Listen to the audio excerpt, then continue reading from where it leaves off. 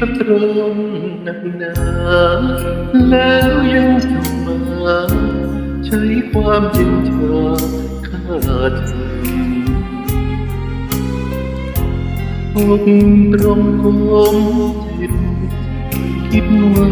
สักวันคิดว่าไม่นานฉันคงจะสิ้นเท่านี้ก็ตรมไม่หายไหนยังหายแล้วยังไหวเป็นต้องส่งสมหน้าน้ำตารุ่งริน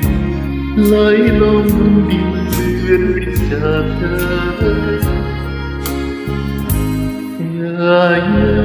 เยียวฉันแล้วคงสักวันเธอต้องร้องไห้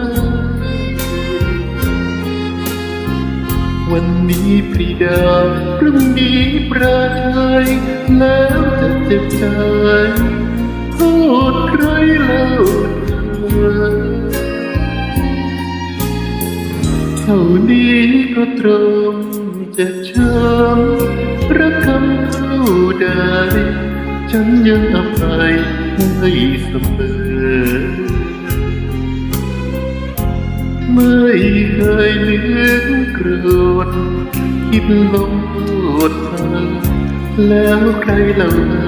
รักเธอเท่าฉัน